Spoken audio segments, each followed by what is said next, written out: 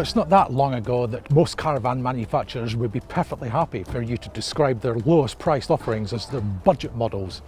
Not anymore. Take this one as an example. It's the new Bailey Phoenix 440.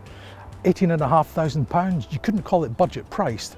And look at it, it's got a nice new posh nose job and that big feature window that trickles down from the ranges above the pecking order.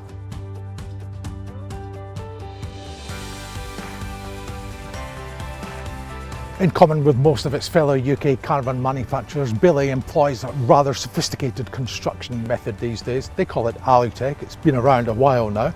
And basically it consists of a mainly timber-free construction. GRP outer and a nice sleek inner are joined together by a plastic skeleton and some advanced bonding adhesives, which means that there's no way in theory for any water to get in, hence the very long warranty. Inside, again, very impressive on the basis of this brief test. Everything opened and closed as it should do, and other than a few untidy bits of cabling inside some of the cupboards and lockers, I think it's a really nicely put together caravan. With an empty PLM of just over 1,300 kilograms, it's not exactly the lightest kit on the block, but that still puts it within range of a good selection of family tow cars. It has the expected Alco built-in hitch stabiliser, and you'll notice that there's no gas locker at the front. That's housed on the offside just forward of the axle, which is perfect for weight distribution, and inside all the heavy appliances are all clustered around the middle of the caravan too. You can get the excellent ATC electronic trailer control system as an optional extra, well worth considering.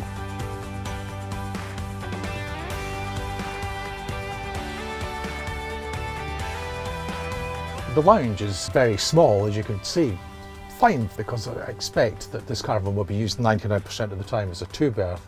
It's comfortable enough. I do like the curved backrest, but it's worth pointing out that the scatter cushions aren't really of the best quality. But really it's fine and comfortable, and you have the useful pull-out surface here to extend this tabletop. You've got a nice branded stereo with good speakers, and you've got the dedicated TV point just ahead of you on the near side there.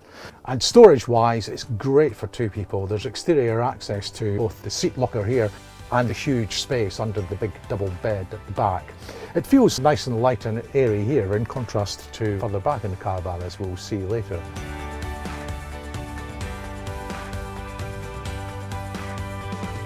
So this is the main event, the reason why people buy a caravan of this configuration in the first place. It's rather unusual now to see what's called a French bed, a forward-facing double bed in the corner with the washroom behind. It's actually a very nice little bedroom with a very big 6'3" long comfortable bed. The only issue of course being that whoever's sleeping on the left hand side does have to clamber over the other half to get out.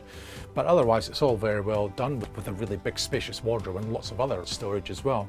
The room closes off by means of this neat concertina blind which just shuts across more or less where I'm sitting here, and it's decently fitted out as well with the shelves for your nighttime odds and sods and a window, and there's also a sunroof for you to let some light in the morning.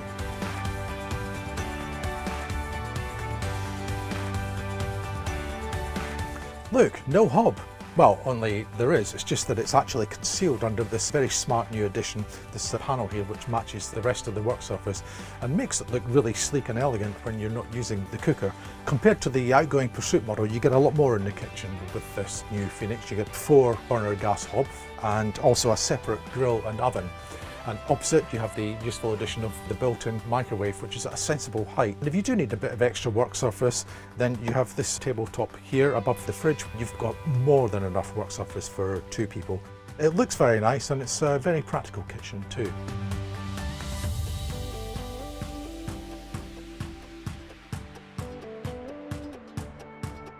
The washroom runs the full width here at the back of the caravan, decently spacious both in the body of the room itself and in the shower.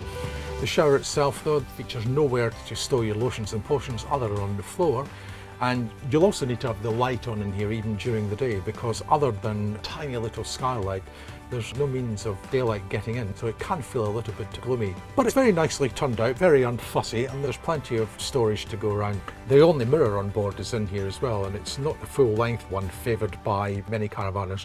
It's more of a horizontal shape, but other than that, yeah, it's quite a likeable room.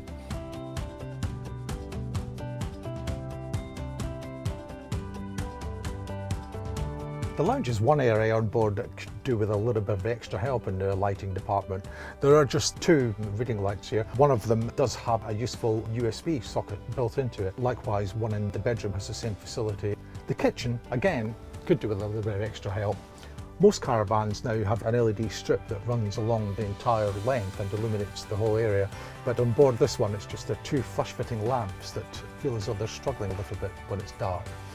The bedroom, no problem there. You have 2 reading lights, and in common with all around the caravan you get above locker ambient lighting.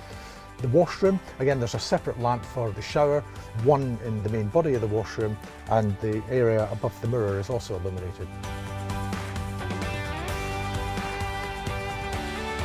So, entry-level caravan, yes, but save for a couple of extra reading lights and maybe an electric hot plate on the hob, it doesn't feel much like it. It's very well equipped, and if you can put up with the very small front lounge and the rather dark looking rear washroom, then it's a worthy newcomer to the scene.